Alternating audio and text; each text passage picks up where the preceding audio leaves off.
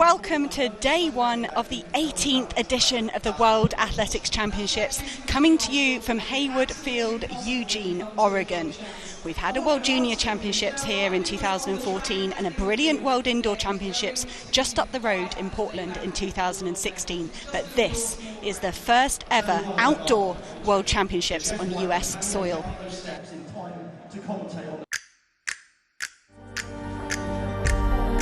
Hey, man. Number 15. Happy with pictures and sound. Run, BT.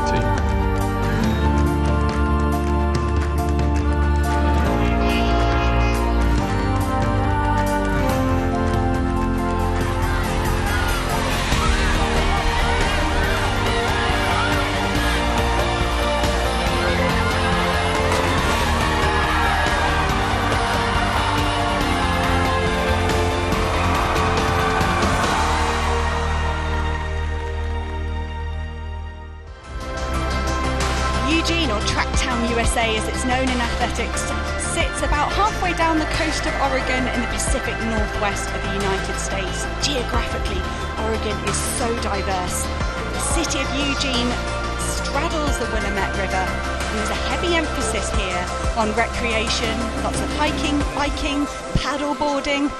The weather we've got here is back-to-back sunshine, and they will be treated to the very creme de la creme of international track and field.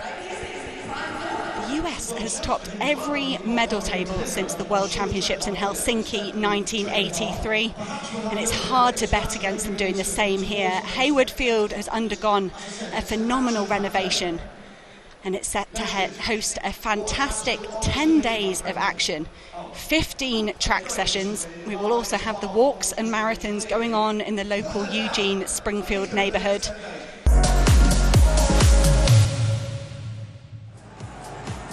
So it's time for the mixed 4x4. We said this event's pretty new to the Global Championships, but I love it. I think it's absolutely fascinating.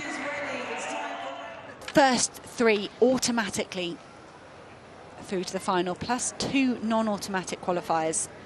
Really is a tough heat. Belgium in 1, Poland in 2, Nigeria in 3, USA in 4, Italy in 5, Japan in 6, Netherlands in 7, and Great Britain and Northern Ireland in 8.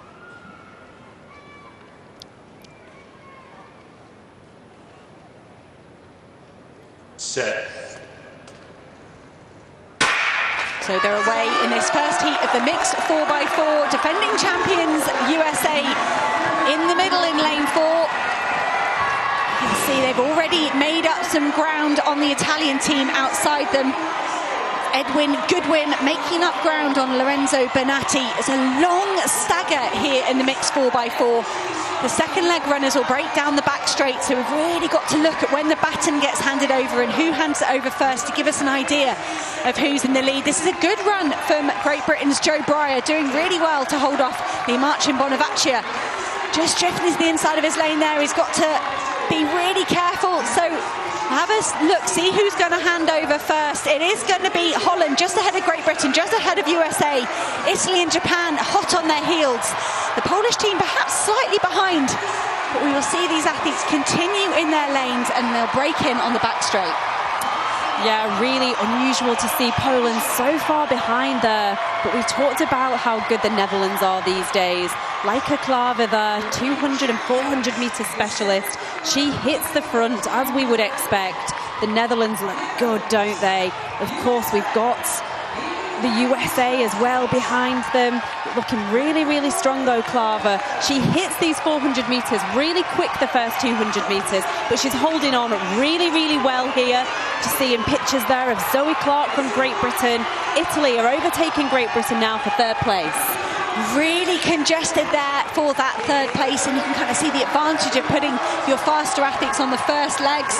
Laika Klaver doing super well there, and it was a good lead off from Marcin Bonavaccia for the Netherlands as well. Tony van Diepen, the 800 metre specialist, we'll see him later on in the 800.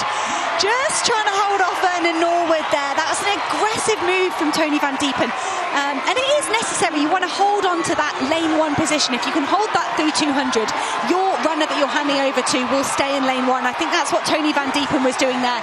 He can just stay in lane 1 here and calmly keep his eye out for his teammate. And here we go, he's kicking again, trying to hold off Vernon Norwood. It's 1-2, the Netherlands and USA as we move into the final leg. Nigeria just squeezing ahead of Italy down the home straight. And Justina Sviti-Ercetic overtaking in 5th place for the Olympic champions. She's got to get her team past Italy and Nigeria. You can see them at the top of your picture. It looked to me like Holland and USA are running away for the automatic qualifying spots, but who is going to get that 3rd automatic position into this evening's final? Well, Salberg still going really well there, holding on there for the Netherlands. Wedelaine Jonithus is so experienced. We would expect her to come now onto the shoulder of Salberg. Indeed she does.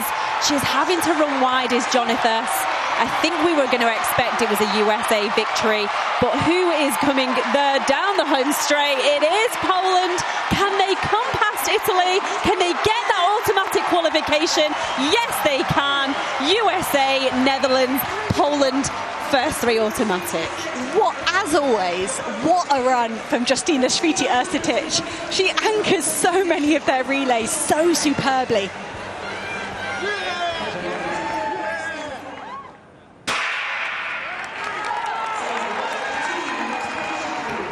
This is a tough start for Inaki Canal out there in lane 8. It's a long stagger. He would not expect to see any of these athletes. He would desperately hope not to see any of these athletes to his inside. Might be using the big screens. There's 2 big screens either end of the stadium. Might Inaki Canal have a look at that.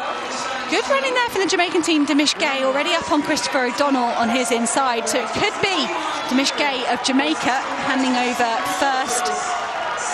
As you say, there still is a bit of a stagger to unwind, so unlike normal 400, you can't kind of assume these athletes are all running the same. It's a bit of a fade there from Gay as he comes into these final few meters, just trying to get his baton to his team. But I think everybody pretty much handed over at the same time. Might have been Ireland just with Jamaica, and Spain on the outside, pretty evenly paced as the women take over in the second leg. Yeah, Chris O'Donnell ran so well from Ireland, didn't he? Finished really fast, and I think just outside 45 seconds this year. But Renisha McGregor, as we expect, one of the best athletes in the world over 400 metres. Jamaica's got some phenomenal women over this distance. She's working really hard there. She's got that lead. Looking at Sophie Becker there from Ireland in 2nd place. But they're just being took over by the Germans. Swab's having a great race. She's getting in closer contention from McGregor.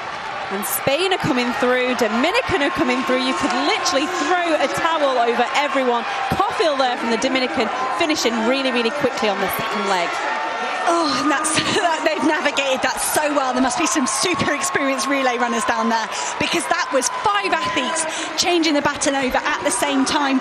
Ireland doing well to stay involved though. It was a strong finish from Sophie Becker in the end to give Jack Rafferty a chance, but Flor Delisa Caulfield of Dominican Republic, she was miles behind when she got the baton. She was in lane 1, pretty isolated, battled back really well to put her team back in contention.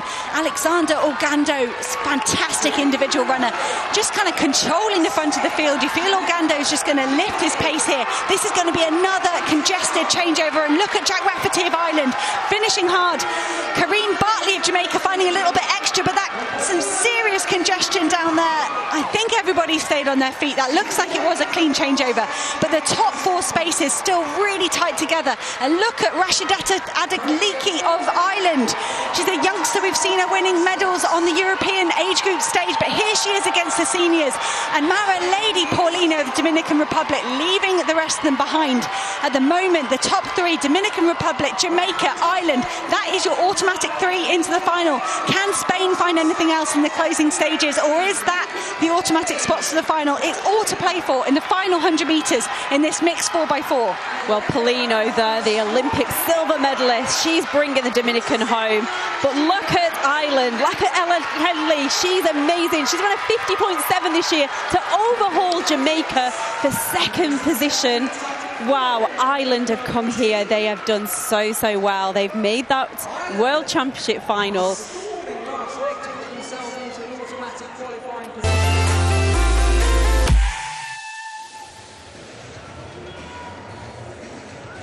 Gianmarco Tamberi with a third-time attempt at 2 meters and 25. This would be devastating for the Italian. One of the superstars of our sport, so much personality, so much talent. But if Gianmarco Tamberi can't navigate this 2 meters and 25, this will be it for his World Championship campaign. Oh, Tamberi showing why he's the athlete he is, and everybody's heart was in their mouth. Jenny Meadows and myself just going, stay on, Gianmarco Tamberi, just glaring at that bar. Back in Group A, Woo Sang-hock. First time attempt at 2 meters and 28.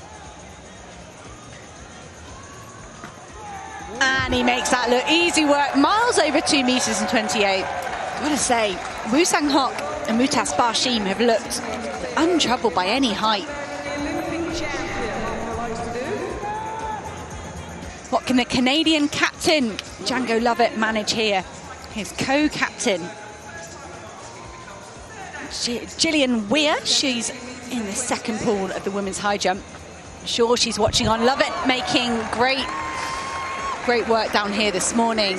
Django Lovett, first time clearance at 2 meters and 28. Protsenko, he's only had 3 jumps. Had a pretty quiet competition. Can he make it a first time clearance over 2 meters and 28 as well? So 3 men already clear at 2 meters and 28. And Protsenko makes it a 4th. Lovely clearance from the Ukrainian athlete there. So Protsenko joins Woo Lovett and Shino at that 2 meters and 28. That's Group A.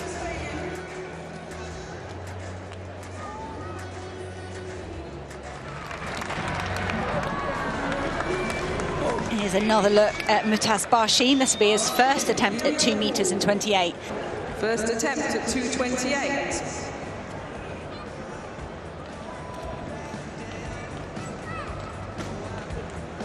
Wow, yes! This is what we love about Mutas Barshim when he's in shape. Just pings over that bar. And he's really enjoying it, isn't it? He's actually turning to the crowd on both of his last attempts.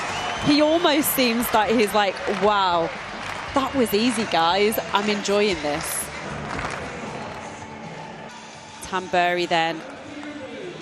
Here he goes, second attempt at 2:28. It'll take him 3 attempts to get over the 2:25. Make life a lot easier for himself if he clears this one. No. Oh, not to be. Hannah, we're going to have to watch him take a 3rd attempt again at another bar. 3rd attempt at 2 meters and 28. He is outside the top 12 overall on the standings between these 2 qualification pools. Nobody would want to see an athlete like Tamberi exit in the heats. Such a crowd favourite, such a competitor, an example to younger athletes and his peers. Gianmarco Tamberi, 3rd and final attempt at 2 meters and 28. Yes! Wow, Gianmarco Tamberi is putting us through the ringer this morning. He'll be putting his dad and his coach through the ringer, putting himself through the ringer. Is that a laugh or a cry? Because if I was Tamberi, I'd be crying tears of relief right now. Look at him, bless him.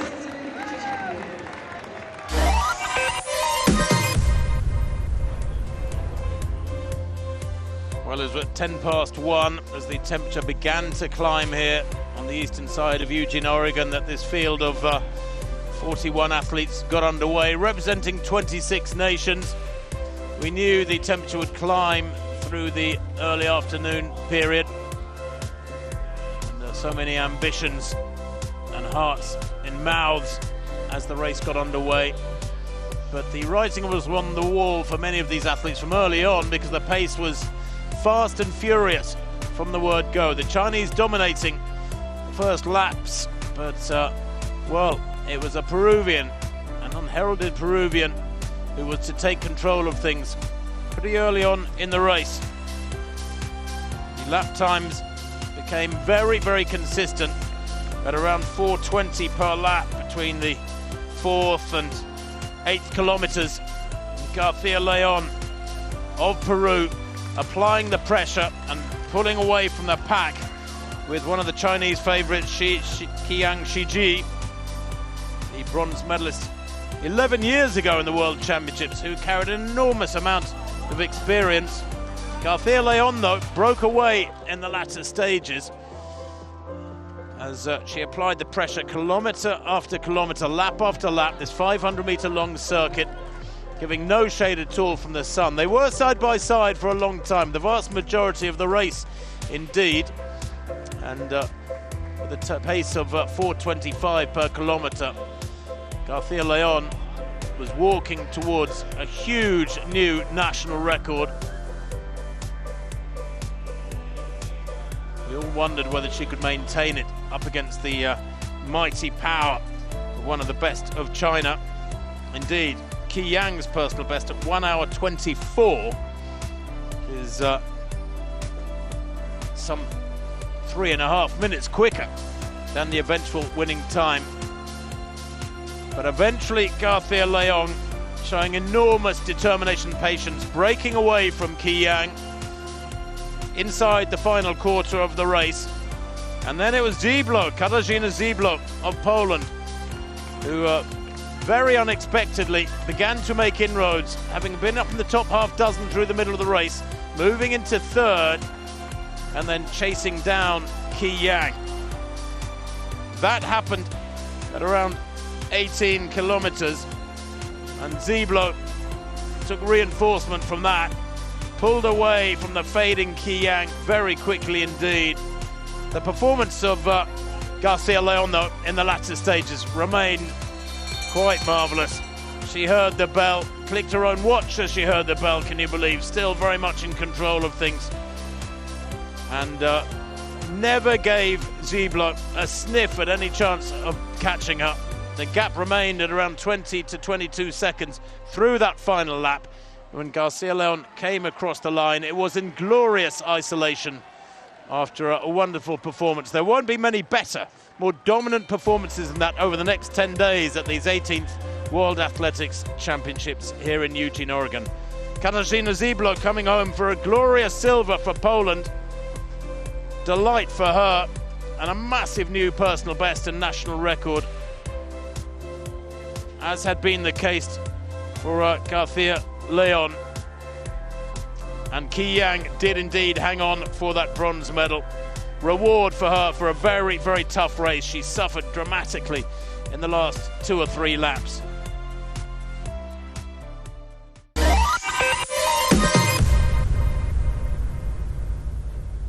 Well, the race got underway at 3:10 as the temperatures climbed here in Eugene, Oregon. The 45 starters full of optimism and hope. And indeed, the complexion of the race through the first half was much slower than the women's, much different. Yamanishi, the defending champion, testing the opposition through the middle stages of the race with surges lap after lap and then slowing down. And Karlström of Sweden, the 35-kilometer champion from Oman back in March, giving a good account of himself lap after lap, always there contributing to the pace. But at times it was slow and the pack was 20 or 22 strong in the middle stages, but it was all building to a crescendo that was unrelenting in the closing laps. The 1 kilometer lap offered almost zero shade for these walkers, as it had done for the women a couple of hours earlier. And as Yamanishi, the champion, slowed on purpose there, just almost controlling the acceleration of Karlström. And for example, on that lap, going past him, so he had it all very much in control. 13 kilometers reached in 52.15. The opening 5K was 20:11. The second 5K, 20:22. The third 5K, well, Yamanishi began to turn it on and impress. 19:24 for the third 5 kilometer segment, almost a minute quicker than the previous 5K. And in the latter stages, it came down to 4. Karlström battled on, testing his competitors in those final 3 or 4 laps but the Japanese were just biding their time, and as they heard the bell, so it was the defending champion, the reigning champion, Toshikazu Yamanishi, who poured it on, dragging his teammate Koki Ikeda with him. For a while it looked like Gathimba of Kenya, Samuel Kireri Gathimba, would take a bronze, but he was caught eventually by the Swede Karlstrom on the final lap. Yamanishi stormed away with a monstrous acceleration over the final circuit, his final lap taking just 3 minutes 40 and easing away to a comfortable victory from his teammate Koki Ikeda, who ensured it was a 1-2 for Japan. The winning margin 7 seconds as he crossed the line and retained the title of world champion at 20 kilometers. The truth be told, he looked truly dominant throughout the race. Ikeda delighted with yet another silver medal, and Karlstrom a fabulously quick final lap from him to ease away by some 8 seconds from Samuel Kireri Gathimba. The medals then going to proven performers. Yamanishi, champion once again for Japan. Ikeda, yet another silver, and Karlstrom making it onto the rostrum for Sweden.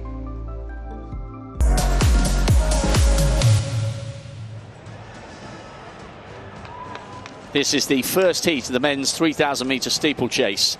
The final is on Monday, and if both main protagonists make it through, and here's one of them, I think, I'm going to put this out there, I think this could be one of the races of the Games.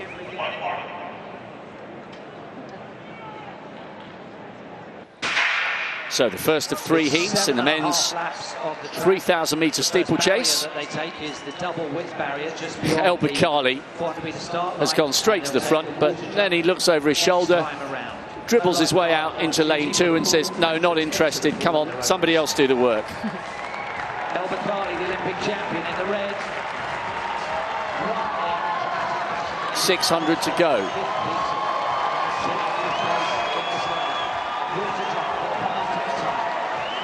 Kita coming wide on the outside of Wale just to make sure that he got a clean run at that water jump.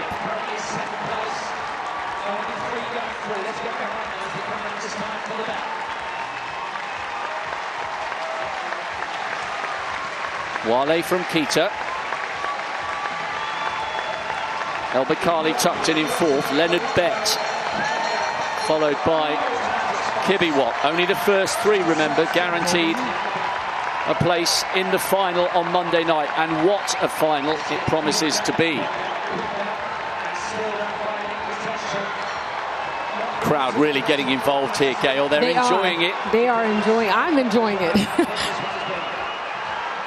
And now El Bakkali coming up onto Wale's shoulder.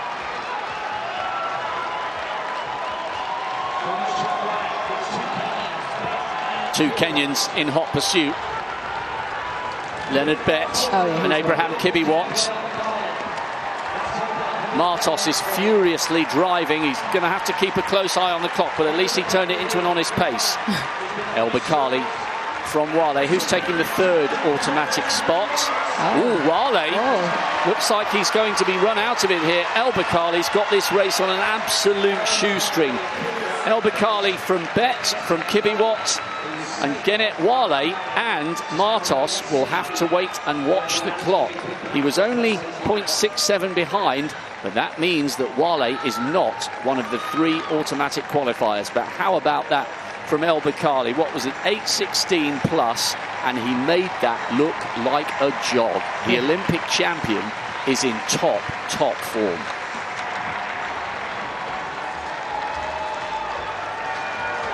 I think that's quite a good tactic from Gurma, you know, because they were running so close together. Of course, he would have been very comfortable at that pace, but he thinks, hang on, I've got aspirations of a world title here. I don't need someone's heel tripping me up. Anything could happen. Get away from him.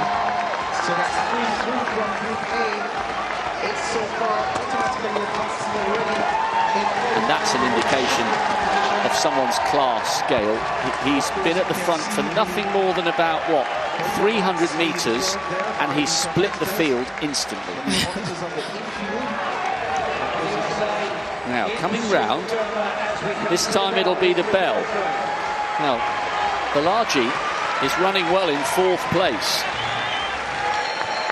They take the bell in this second heat, and a cagey one at that, in the men's 3,000-metre steeplechase. One of the favourites for gold, Lamacha Girma, leads for Ethiopia. Hilary Ball, the former Kenyan, now proudly representing the United States, still in the mix. So too Concessus Kipruto, but Balaji, the French national champion, who's got himself up to 3:38 for the 1,500 metres this year, he's running well on the outside. Kipruto, remember, is the reigning defending champion. He's in 4th. One of these men is going to face an anxious wait to watch the clock, because only 3 are guaranteed an automatic spot in a mouth-watering final. Girma looks okay. Oh, he's just motioned to the rest of them. I think he was getting a little bit annoyed. So Girma's leading, Banaji and Bohr, and Concessus Kipruto, the defending champion.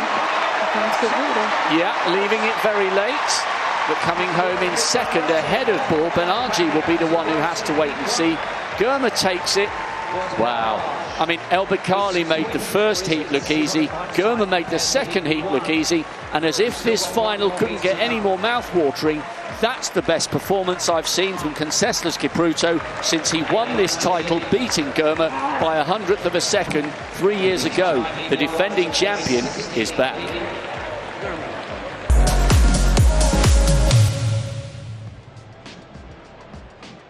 This is the first of 3 heats in the women's 15. Top 6 advancing into tomorrow night's semis.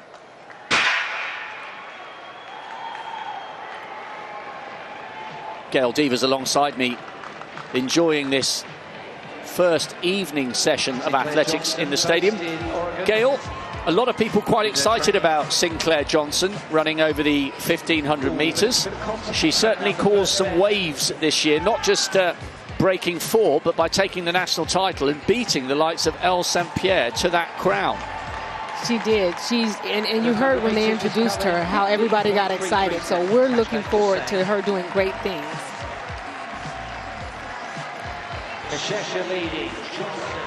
Johnson there in second place, just tracking Mashesha. Coming round to the bell.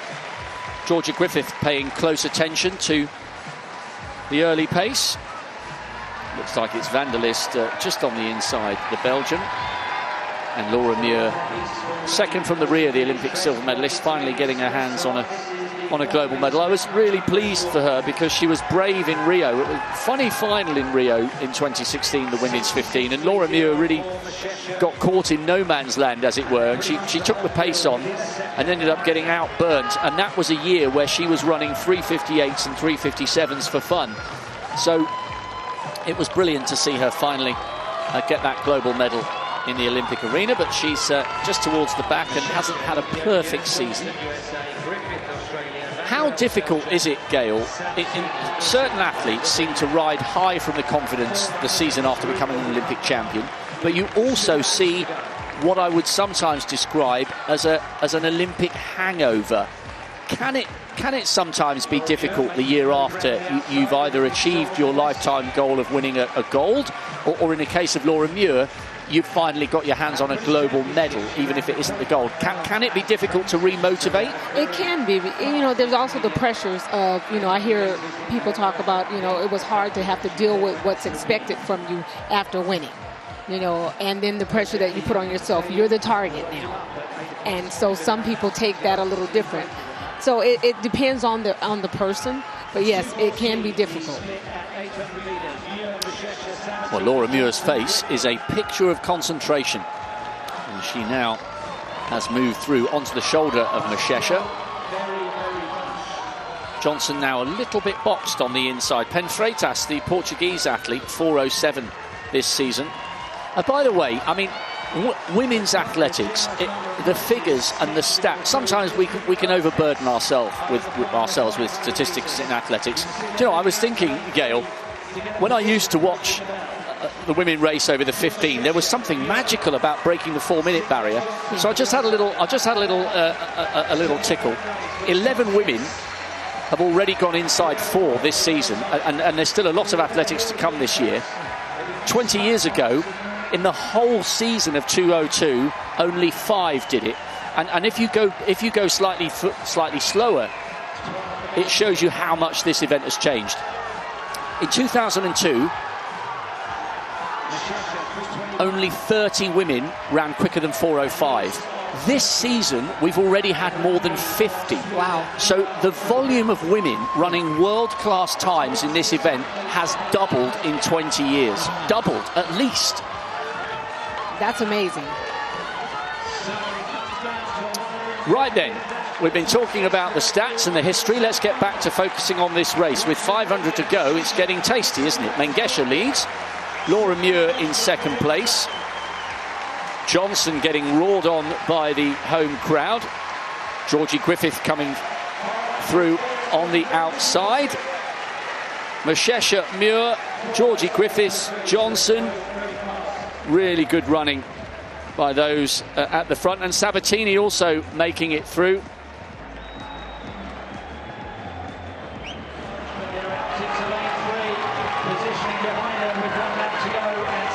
We've been talking about Faith Kipyegon. She's in control as they hit the bell.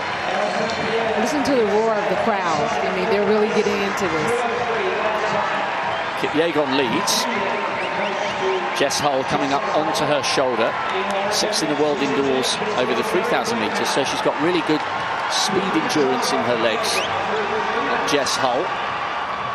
Adele Tracy, the former British athlete, now representing Jamaica. She's in the middle of the pack. St Pierre trying to come up on the outside. Tanaka, the early leader, just beginning to find herself struggling on the inside and might get boxed.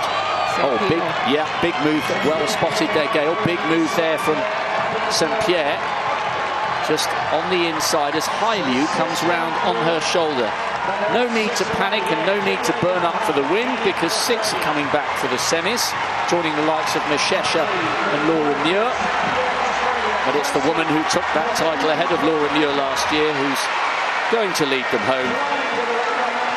Kipyegon, very, very good running there. I'll tell you who else came through well for a place. Hannah Klein had a very quiet race, but she came through for a top 6 finish. Adele Tracy ran well.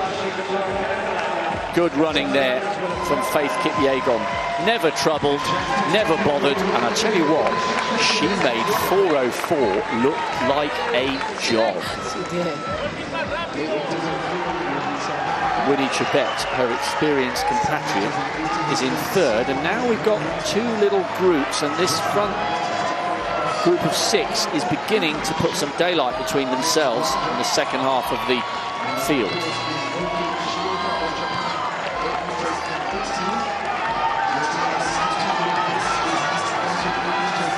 Gail, I know you're involved in high school coaching and bringing your expertise, your passion and your talent to the fore to try and help find the next generation of American stars. There are no shortcuts with middle distance training, are there? No shortcuts whatsoever. Got to put in the work if you want the results. Oh, such an atmosphere building here, you could hardly hear them ring the bell. Yeah. They come round now with 3:50 to go in this 3rd heat of the women's 15. Gudaf Sege leading, Corianne McGee and Lyndon Hall, the American and the Australian, in 2nd and 3rd. Chebet still looks fine here in 4th, and Nanyondo looks like she's hanging on to an automatic spot here for Uganda, coming round in 5th. I'm just watching her. And Trost running well, the German double national indoor champion. So these 6 look like they're clear and away, although they've got to be careful because there is one more athlete trying to come wide on the outside. And she has got into the top 6, pushing Nanyondo down to 7th at 4:02.6, so all the leading 7 will come through that one. It might have been Enaui who came through late. No denying who took it though.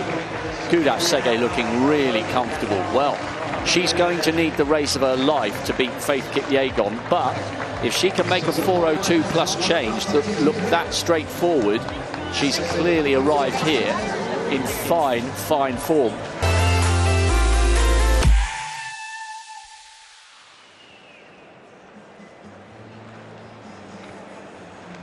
Ryan Krauser, the world record holder, the Olympic champion. Silver at the indoors. He had a tight elbow. Never won this title. Oh my gosh, that is massive. Oh, that is incredible again. That was seriously big. And that's qualifying.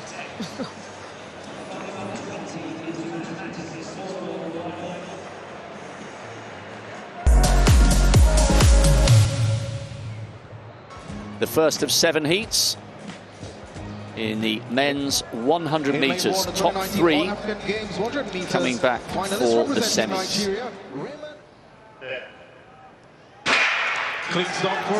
Well, the Italian, the San Marino athlete, got left in his blocks there. Bracey going well, second from the right-hand side. Blake coming through. Oh, how about that on the far side?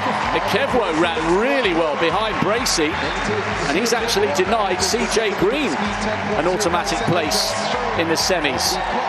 10:05, minimal energy expended. Blake ran well in lane 5, but Ikeyo on the far side, the Nigerian, who's run 10:04 this season, has got himself through to the semi-finals.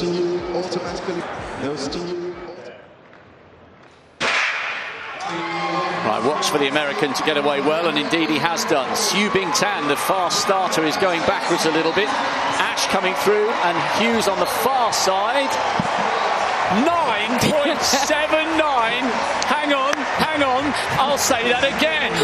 9.79 in the first round. Cometh the hour, cometh the favourite, cometh the potential champion. That was absolutely ridiculous. I'm going to say he's been working on his start because he got out. Wow. I knew it had been a good start because Bing Tan Siu wasn't able to live with him. Hughes ran well over on the far side, and it was very tight in the battle for the 3rd place, which I think maybe Matardi's taken. Zarnell Hughes has come 2nd in 9.97. Matardi was out-dipping Ash. The Nigerian was in a qualification position for most of the race. Hughes came through for 2nd.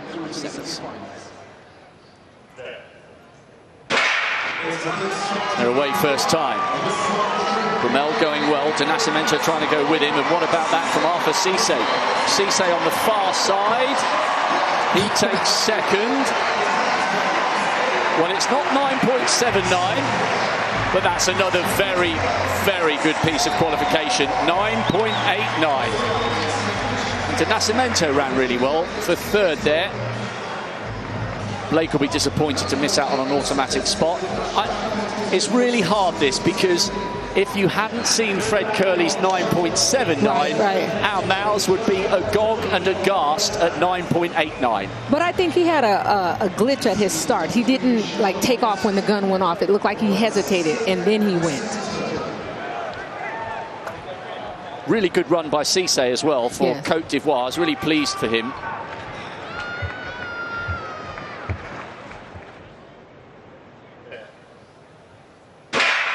Watch for the man in blue. He's 3rd from the left-hand side. A little bit of pressure. Seville going well just outside him. And also on the far side, Sakai. Jacobs is just about cruising there. Very nice qualification from oblique Seville. Sakai did well on the far side. I'm not sure he's answered any questions there, really. I mean, it looked comfortable. Right. I thought he was running within himself. If anything, I don't know about you, Gail, it felt as though perhaps he was frightened to go faster. Is he nervous about whether his body will hold up through the rounds? You know, that happens when you come back from an injury. They can tell you you're fine, but mentally, you know, and especially if he hasn't run a lot of races before then, it's always that question mark. But at this point, he's just going to have to go.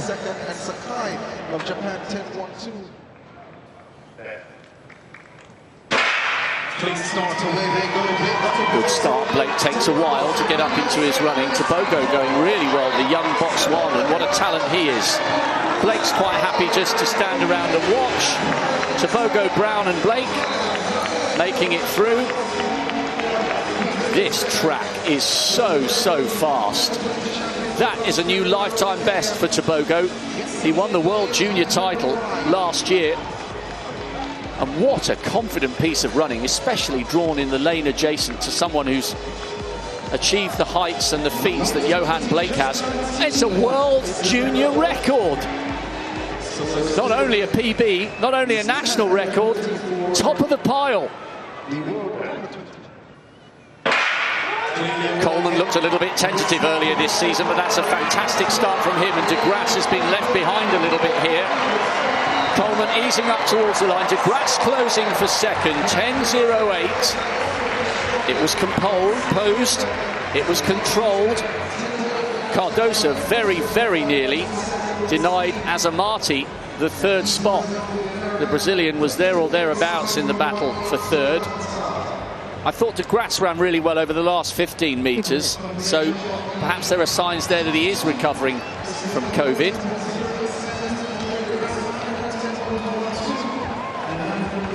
He's not normally known as the best starter, but his closing speed has always been what gets him through.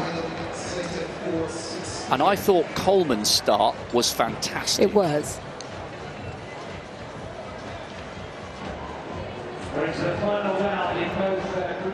The last of 7 heats of the men's 100 metres, which 3 guaranteeing themselves a return for a mouth-watering set of semis tomorrow night.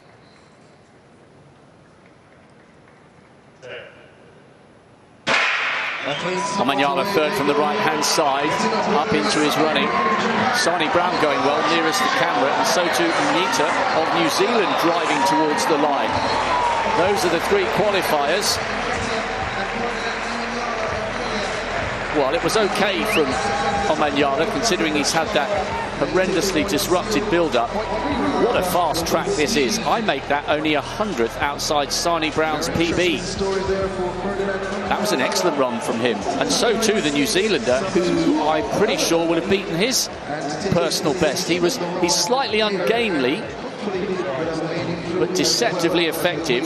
Omanyala lives to fight another day, and he'll be probably going back to bed as soon as he possibly can. Yes, I would hope so. Get some food and get some rest.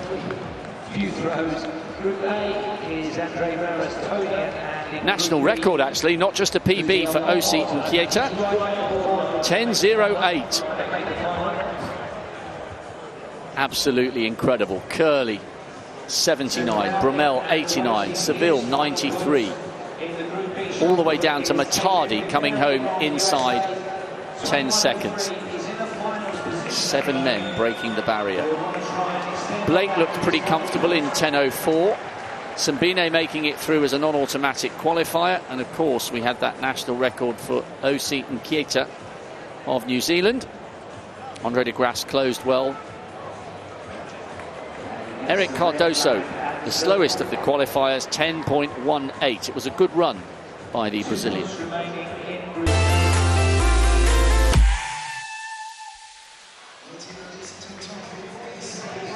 Miltiadis Tentoglou. He used to be a parkour exponent. Now he flies through the air for fun and Olympic titles. Won that gold against Echevarria on countback. Here he is, European champion indoors and out, world indoor champion. This is the only title missing from his collection. Needs 8.15. Jumps up from the sand in buoyant mood. Gets the green flag. What a career CV he's putting together. He was 19th as a teenager in London. Then he moves up to 10th in Doha. All of a sudden, a couple of years later, he's won everything bar this, and he's the man to beat. He is the man to beat, to be honest. I'd love to see where his foot was on the board. It looked like it was millimetres. Oh, okay, 2.1.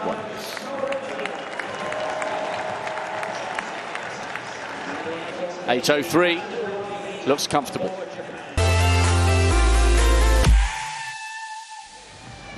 A balmy, atmospheric evening here for a moment of history, and Hayward Field has seen a few of those in its time.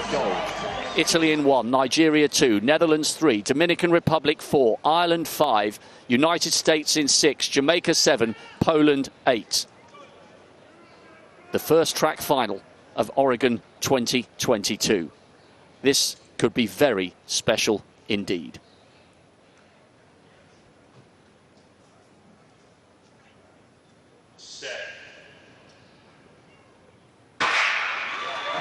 We can expect an absolute roar. They have attended here in their tens of thousands. But remember, the Dominican Republic in lane 4 have got an absolutely superb quartet.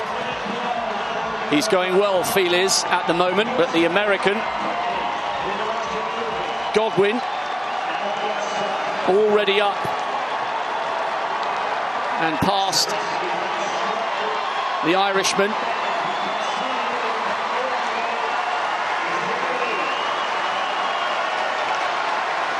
Listen to the roar here.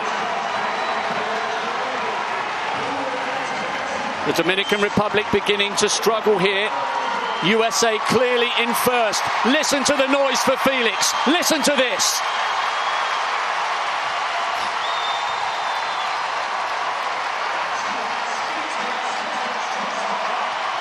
It's a spine-tingling atmosphere from a woman who has made this look so easy for decades. The hairs on the back of our necks are standing to attention. 36 years of age, still so smooth, still so talented, but there is no room for sentiment in sport. Paulino is coming. The Dominican Republic are closing. 2 legs to go.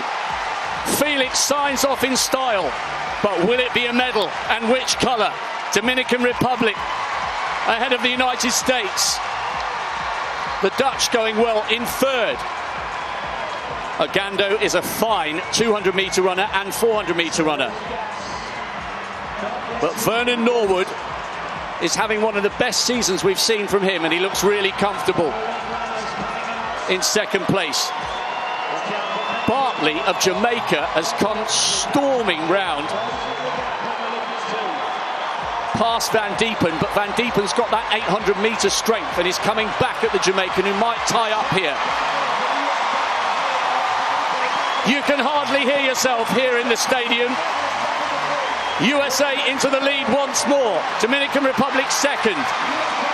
The Netherlands in third with Femke Bol. Watch to see if they can close. And the Jamaicans with Stacey Ann Williams in fourth. Kennedy Simon is being lifted by the crowd here. What a run and what a story this would be. Cofield ran so well this morning for the Dominican Republic, but I think that gap is too big, or is it?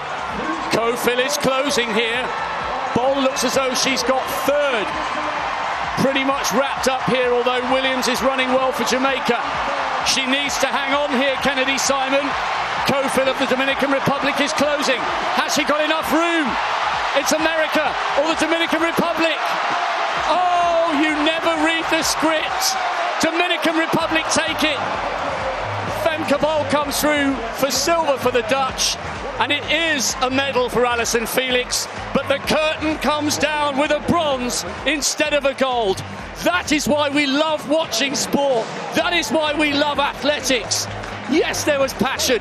We roared for Felix. It would have been a great story. But guess what? It was, because the Dominican Republic thoroughly deserved that win. They got the silver last year with a brilliant quartet. And they've come here and denied the heroine her fairy tale finish. What a result, though, and what drama. Femke Bol on the line for silver. Felix finishes with a bronze, but the gold and the plaudits go to the Dominican Republic. This World Championship is up and running and in fine style. Yes, we've come to the States and they've already delivered. It's only day one. You're so exciting. That was a great race.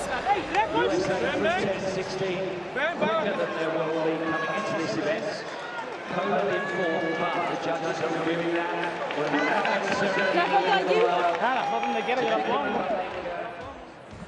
The Dominican Republic take the title in dramatic fashion.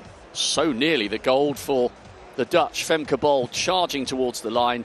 Alison Felix rounds off with another World Championship medal. This time it's the bronze. We will see you tomorrow. This has already been epic.